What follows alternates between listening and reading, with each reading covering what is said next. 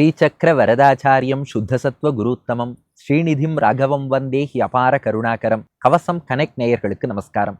பெரியாழ்வார் திருமொழியில முதல் 10 முதல் திருமொழி 3வது பாசுரத்தை இன்றைய தினம் நாம் காண உள்ளோம்.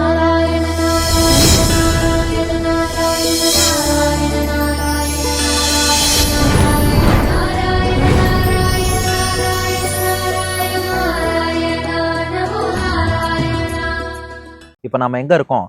கோகுலம் ஆயர்பாடியில் இருக்கிறோம். பெரியாழ்வார் யசோதையின் மகனாக நம்ம குட்டிக்கண்ணன் அவதாரம் பண்ணி தொட்டிலே ஆச்சரியமாக கிடக்கிறான். அவனை தொட்டிலே இட்டு அத்தனை பேரும் கொண்டாடி கொண்டிருக்கிறார்கள். அவர்களோடு நாமும் சேர்ந்து கண்ணன் பிறந்தான், எங்கள் கண்ணன் பிறந்தான் என்று கொண்டாடி கொண்டிருக்கிறோம். இந்த நிலையில 3வது பாசுரத்தின் காட்சி என்னன்னா, நந்தகோபன் யசோதை திருமாளிகைக்குள்ள புதுசா அவதரித்த கண்ணனை தொட்டில்ல கிடத்திருக்கார். இப்போ வெளியிலேருந்து வரவாள்லாம் ஒத்தொத்தரும் ஆஹா குழந்தை பிறந்திருக்கே எப்படி இருக்குன்னு பார்த்துட்டு வரலான்னு ஒத்தொத்தரும் உள்ள போய் பார்த்துட்டு திரும்பி வராலாம். வெளியில வரவாள்கிட்ட நாம கேட்குறோம், குழந்தை எப்படி இருக்கு? உள்ள போயிட்டு பார்த்தேளே, உள்ள குழந்தை எப்படி இருக்கு? பொதுவா ஒரு கேள்வி கேட்பா, யாரோட ஜாடை? பொதுவா அப்பா ஜாடையா, அம்மா ஜாடையா, இல்ல ஆண் குழந்தைன்னா யாரை போல இருக்கு, என்னாருடைய ஜாடை இருக்கு கேட்போமா இல்லையா? அது போல வெளியில வரவாள்கிட்டலாம் குழந்தை எப்படி இருக்குன்னு கேட்கறாளாம். வெளியில வந்தவா என்ன கமெண்ட்ஸ் சொன்னார்கள்? அதுதான் 3வது பாசுரம். பாசுரத்தை பார்த்துருவோமா? நந்தகோபன் யசோதை திருமாளிகை வாசல், உள்ள போய் குழந்தைய பார்த்துட்டு ஒத்தொத்தரும் வெளியில வரா. குழந்தை எப்படி இருக்குன்னு கேட்கிறோம். பதில் சொல்கிறார்கள். பாசுரம்: பேணி சீருடை பிள்ளை பிறந்தினில் காண தாம் புகுவார் புக்கு போதுவார் ஆண் ஒப்பார் இவன் நேர் இல்லை காண் திருவோணத்தான் உலகு ஆளும் என்பார்களே. பேணி சீருடை பிள்ளை பிறந்தினில் காணத்தாம் புகுவார் புக்கு போதுவார் ஆண் ஒப்பார் இவன் நேர் இல்லை காண் திருவோணத்தான் உலகு ஆளும் என்பார்களே. இப்போ இந்த குழந்தை பிறந்திருக்குன்னு எல்லாரும் ஆனந்தமா போறாளாம். அந்த யசோதைக்கு இது தன் குழந்தை என்ற எண்ணம் தான் இருந்தது. ஆனா இப்போ உள்ள யசோதை யாருன்னா பெரியாழ்வார் யசோதை. இந்த பெரியாழ்வார் யசோதைக்கு ரகசியம் தெரியும். இவன் தேவகி வசுதேவர் மகனாக அவதாரம் பண்ணி கம்சன் பார்வைப்படாம நம்ம குழந்தையா வந்திருக்காங்கிற ரகசியம் பெரியாழ்வார் யசோதைக்கு தெரியும் அல்லவா? அதனாலதான் பாட்டு பாருங்கோ, பேணி சீருடை பிள்ளை பிறந்தினில். பேணினா பாதுகாப்பாகன்னு அர்த்தம்.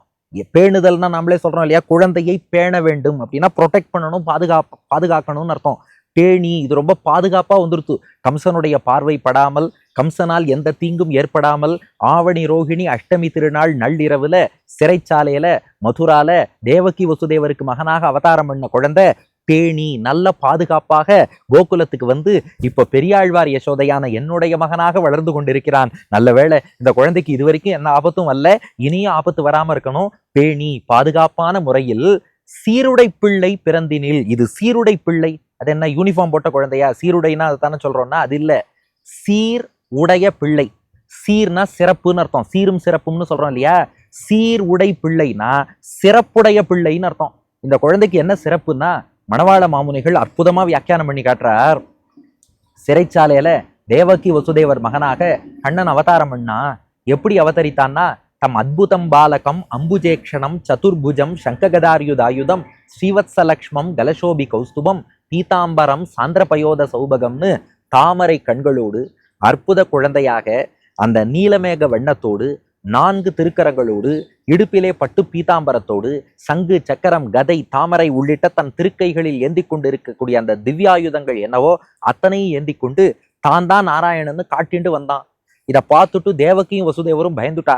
என்னப்பா பகவானே, ஏற்கனவே அந்த கம்சன் 8வது குழந்தை நாராயணன் கொன்னுடுவேன்னு தேடின்னு இருக்கான். நீ சாதாரணமா ஒரு 2 கை உள்ள சாமானிய குழந்தையா வந்தா கூட நாங்க ஏதாவது ஆர்கியூ பண்ணி பார்க்கலாம். ஏண்டா நாராயணன்னு சொல்றியே, பாரு தாமரை கண்ணா இருக்கு, 4 கையா இருக்கு, சங்கு சக்கரமா இருக்கு, அது ஏதோ சாமானிய குழந்தை, நீயா ஏதோ தப்பா புரிஞ்சுனுட்ட, ஏதாவது ஒண்ணு சொல்லி தப்பிக்கலாம்னு நினைச்சோம். ஆனா நீ பாட்டுக்கு எங்க அப்பா குதிருக்குள்ள இல்லைங்கிற மாதிரி கம்சனே நாராயணன் எங்கன்னு தேடின்னு இருந்தா நான் தான் நாராயணன் இப்படி காமிச்சுன்னு வந்துட்டியே, எங்களுக்கு பயமா இருக்குப்பா, ஒரே பதட்டமா இருக்குப்பா. வேண்டாம், உபசம்ஹர விஸ்வாத்மன் அதோ ரூபம் அலௌகிகம் சங்க சக்கர கதா பத்ம ஸ்ரீயாஜுஷ்டம் சதுர்புஜம். கொஞ்சம் மறைச்சுக்கோப்பா, இந்த 4 கை சங்கு சக்கரம் எல்லாம் வேண்டாம். ஒரு 2 கை கொண்ட ஒரு சாதாரண குழந்தையாக எங்களுக்காக மாறினால் எங்களுக்கு கொஞ்சம் பயம் தணியும் அல்லவா? கம்சனால உன்னை அடையாளம் காண முடியாது இல்லையா? இந்த அப்பா அம்மாவோட திருப்திக்காக, அப்பா அம்மாவுடைய அந்த பயத்துக்காக பெத்த மனம் பித்தும் பாப்பா, எங்களுக்காக 2 கையை மறைச்சுக்கோன்னா உடனே எக்ஸ்ட்ரா 2 கையை மறைச்சுண்டு பபுவ பிராகிருத சிசுகு, ஒரு சாதாரண குழந்தை எப்படி இருக்குமோ அது போல 2 கை கொண்ட கருப்பு குழந்தையா உடனே கிருஷ்ணன் மாறிட்டான். பெரியாழ்வார் வியந்து சொல்றார், சீருடை பிள்ளை, சிறப்புடைய பிள்ளைனா பிறந்ததுமே அப்பா அம்மா பேச்ச கேட்ட குழந்தை, அது எங்க குழந்தை தான், கிருஷ்ணன் தான். என்ன காரணம்னா, பொதுவா ராமன் தான் அப்பா அம்மா பேச்சு கேட்பான், கிருஷ்ணன் தான் விஷமக்காரங்கிறா. பெரியாழ்வாருக்கு கிருஷ்ணனை தான் ரொம்ப பிடிக்கும். பெரியாழ்வார் என்ன ஆர்குமெண்ட் பண்ணிட்டாராம், ராமன் அப்பா பேச்ச கேட்டான். எப்ப கேட்டான்? 24 வயசுல காட்டுக்கு போகும்போது அப்பா பேச்ச கேட்டான். எங்க குழந்தை எப்படி தெரியுமா, அது பிறந்ததுமே அப்பா அம்மா பேச்ச கேட்டு 4 கை வேண்டாம் 2 கைக்கு மாறுன்னு சொன்னதும் உடனே மாறிடுத்து தெரியுமோ. எங்க கிருஷ்ணனை போல சமத்து வருமா? அதனாலதான் வெறும் பிள்ளை இல்ல, சீருடை பிள்ளை, சீர்மிக்க பிள்ளை, சிறப்புமிக்க பிள்ளை. பிள்ளையா இருக்கும் போது பிறந்ததுமே அப்பா அம்மா பேச்ச கேட்டுதுன்னா உலகத்துல வேற எந்த குழந்தை கேட்கும்? எங்க கிருஷ்ணன் மட்டும்தான் கேட்பான். இது சாதாரண குழந்தை இல்ல, சிறப்பான குழந்தை, அப்பா அம்மா பேச்சு கேட்கக்கூடிய குழந்தை. அப்படிப்பட்ட சீருடை பிள்ளை பேணி பிறந்தினில், பேணிய தூக்கி இங்க போட்டுடுங்க. அப்ப பாதுகாப்பான முறையில் பிறந்தினில், ஆயர்பாடியில வந்து பிறந்த போது, அதாவது மதுரால பிறந்துட்டாலும் கூட அவன் பிறந்த உற்சவத்தை ஆயர்பாடியில் கொண்டாடுவதாலே பேணி அங்கிருந்து பாதுகாப்பாக வந்து பிறந்தினில் இங்கே பிறந்த நாள் விழா கொண்டாடும் போது. அதனாலதான் மாமுனிகள் வியாக்கியானத்துல என்ன பண்ணிட்டார், இதை கொஞ்சம் ஜபுள் பண்ணிக்கோங்க. பாட்டா சேவிக்கும் போது பேணி சீருடை பிள்ளை பிறந்தினில், அர்த்தம் பண்ணும்போது சீருடை பிள்ளை பேணி பிறந்தினில், நம்ம சிறப்பான குழந்தை, அப்பா அம்மா பேச்சு கேட்கும் குழந்தையான கண்ணன் சீருடை பிள்ளை பேணி பிறந்தினில் பாதுகாப்பான முறையில் ஆயர்பாடிக்கு வந்து சேர்ந்து இங்கே அவன் பிறந்தான் என்று, பிறந்தினில் அப்படின்னா பிறந்த இந்த வேளையிலே, அவன் பிறந்தான் என்று கொண்டாடக்கூடிய இந்த வேளையிலே எல்லாரும் வந்து கூடிட்டாளாம். ஆஹா, எங்க தலைவர் நந்தகோபருக்கு ரொம்ப நாள் கழிச்சு குழந்தை பிறந்திருக்கு, அந்த குழந்தைய பார்க்கணும், யாருக்குமே ஆசை இருக்கும் இல்லையா?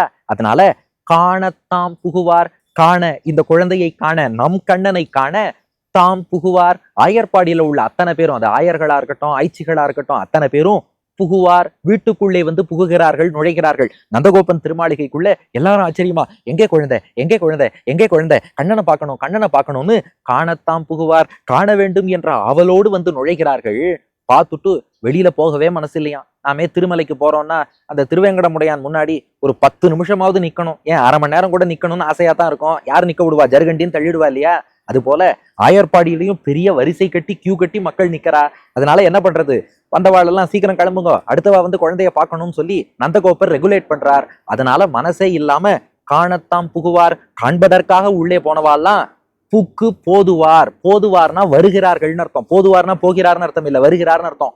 புக்கு போன பின் போதுவார், திரும்பி வெளியில வராலாம். அவளுக்கு திரும்பி வரணும்னு மனசு இல்ல, ஆனா என்ன பண்றது, அடுத்தவர் உள்ள போய் பார்க்கணும்னா முன்னாடி போனவர் வெளில வந்துதானே ஆகணும். அதனால காணத்தாம் புகுவார், காண்பதற்காக உள்ள போனவாள்லாம் இன்னும் கொஞ்ச நேரம் இந்த தொட்டில் பக்கத்துல இருக்க மாட்டோமா, இன்னும் கொஞ்ச நேரம் கண்ணனை ரசிக்க மாட்டோமா, என்ன பண்றது, அடுத்த ஆளுக்கு இடம் கொடுத்தாகணுமே, மனசு இல்லாம புக்கு உள்ளே போன பின் போதுவார், வெளியில வந்துன்னு இருக்கா. வெளியில வரவாள்கிட்ட ஒருத்தர் நின்னு கேட்டுன்னு இருக்காராம், உள்ள போய் குழந்தைய பார்த்தேளே, குழந்தை எப்படி இருக்கு, யார் ஜாடை, கிட்டத்தட்ட அப்பா ஜாடை தானே அப்படின்னு கேட்டாலாம். அதுக்கு அவர் பதில் சொல்றாராம், இது யார் ஜாடையுமே கிடையாது, இது ரொம்ப வித்தியாசமான ஜாடை. அவன் 4 கையிலேருந்து 2 கைக்கு மாறினாலும் கூட பெருமாளுடைய பெருமைங்கிறது குறைஞ்சிடுமா என்ன, அவர் அழகுங்கிறது குறைஞ்சிடுமா என்ன, யார் ஜாடையுமே கிடையாதுன்னாலாம். அதுக்கு வெளியில இருக்கிறவா சொன்னாலாம், அப்படியெல்லாம் இருக்காது, ஒரு ஆண் குழந்தைன்னு சொன்னா ஏதோ ஒரு ஆணின் ஜாடை இருக்கும் அல்லவா, அது எப்படி எந்த ஆணின் ஜாடையும் இல்லாமல் புதிதாக ஒரு ஆண் குழந்தையானா. போயிட்டு வந்தவர் சொல்றாராம், ஆண் ஒப்பார் இவன் நேரில்லை காண். இல்ல, இந்த உலகத்துல உள்ள எல்லா ஆண்களுடைய முகத்தையும் வேணாலும் ஒப்பிட்டு பாருங்க, பெண்களை சொல்லலையேன்னு யோசிக்க வேண்டாம், இது ஆண் குழந்தைங்கிறதுனால ஆண்கிறார். ஆண் ஒப்பார், இந்த இடத்துல ஆண் ஒப்பார்னா ஆண் தன்மை கொண்டவர்கள். ஒரு ஆண் எப்படி இருக்கணும், அதாவது பெண்ணுக்கும் சாமுத்திரிகா லட்சணங்கள்ங்கிறது உண்டு, ஆணுக்கும் சாமுத்திரிகா லட்சணங்கள்ங்கிறது உண்டு. அப்ப ஆண் ஒப்பார்னா ஆணுக்குரிய சாமுத்திரிகா லட்சணங்கள் எல்லாம் கொண்டவர். இவன் நேர் இல்லை காண், நேர்னா நிகர் சமம்னு அர்த்தம். இவன் நேர், இவனுக்கு சமமாக இல்லை காண், ஒருத்தர் கூட கிடையாது. அதாவது சாமானிய ஆண்கள் இல்லையா, சில பேரை சொல்லுவோம் இல்லையா, mister universe, mister Madras, mister Tamil Nadu, mister India, இப்படி எல்லாம் நீங்க யார சொல்றீங்களோ இது போல ஆண் ஒப்பார், ஆணுக்கான லட்சணங்கள் எல்லாம் கொண்டவர்கள், மிகச்சிறந்த ஆண் அழகர்கள்னு யார சொல்லுவேளோ, ஹேண்ட்சம் மென், அவ யாருமே இவன் நேர், இவனுக்கு நிகராக இல்லை காண், வரவே முடியாது, இது ரொம்ப வித்தியாசமான குழந்தை. அப்படியா, அப்படி என்ன வித்தியாசமான குழந்தைன்னு கேட்டா அதுக்கு இவ சொல்றாளாம், பெருமாளுடைய உலகம்னு இது எல்லாத்தையும் சொல்றோம், எல்லா உலகத்தையும் இறைவன் பெருமாள் திருமால் ஸ்ரீமன் நாராயணன் ஆள்கிறான்கிறோம். இல்ல, அந்த பெருமாளுடைய உலகத்தெல்லாம் இனிமே இந்த குழந்தை தான் ஆள போறதுன்ட்டா. இந்த குழந்தை தான் பெருமாள்னு அவளுக்கு தெரியாது இல்லையா, சாமான்யமா பாக்குறவா சொல்லிட்டா, திருவோணத்தான் உலகு ஆளும் என்பார்களே. சில பேர் என்ன பண்ணிடுவா, திருவோணத்தான் உலகாளும் என்பார்களேன்னு படிச்சிருவா. அது இல்ல, திருவோணத்தான் உலகு ஆளும் என்பார்களே. இந்த குழந்தை பிறக்கிற வரைக்கும் இந்த உலகம் என்னவா இருந்ததுன்னா திருவோணத்தான். திருவோணம்ங்கிற சிரவண நட்சத்திரத்தில் தோன்றியவன் ஸ்ரீமன் நாராயணன். பெருமாளுக்கான நட்சத்திரம்னு சிரவண நட்சத்திரத்தை சொல்லுவா. அதனால பெருமாளையே வேதத்திலேயே சொல்லியிருக்கு சிரவணம் தான் விஷ்ணு நட்சத்திரம்னு. அப்போ திருவோணத்தான் உலகுன்னா அந்த சிரவண நட்சத்திரத்திலே தோன்றியவனான ஸ்ரீமன் நாராயணன். அதுக்காக பெருமாள் ஒரு நட்சத்திரத்துலதான் தோன்றினாரா, அதுக்கு முன்னாடி பெருமாள் இல்லையான்னு நம்ம அப்படி டவுட் கேட்டக்கூடாது. பெருமாள் எப்போதும் இருக்கார்.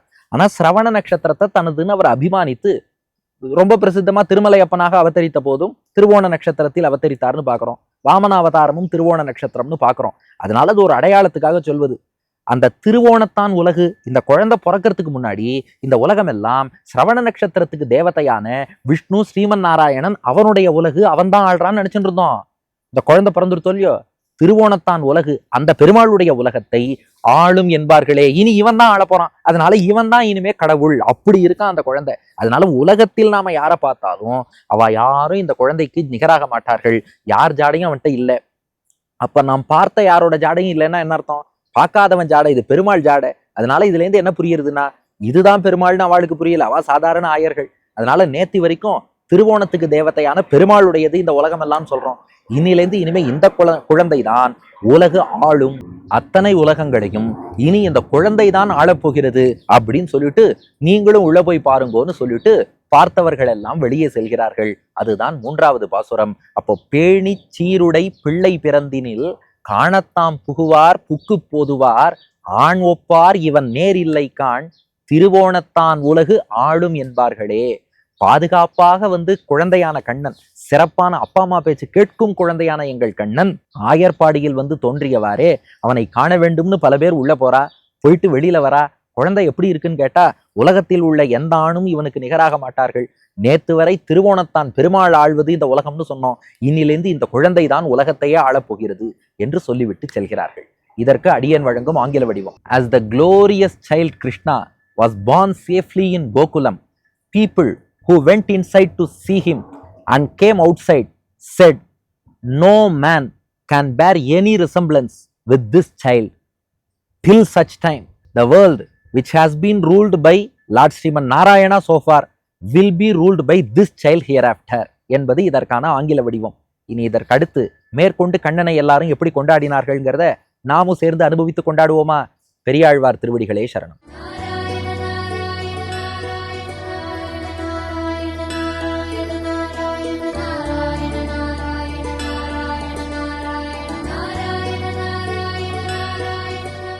பேணி சீருடை பிள்ளை பிறந்தினில் காணத்தா புகுவர் புக்கு போதுவர். பேணி சீருடை பிள்ளை பிறந்தினில் காணத்தா புகுவர் புக்கு போதுவார் ஆணொப்பார் இவன் நேரில்லை காண் திருவோணத்தான் உலகாளும் என்பார்களே. ஆணொப்பார் இவன் நேரில்லை காண் திருவோணத்தான் உலகாளும் என்பார்களே.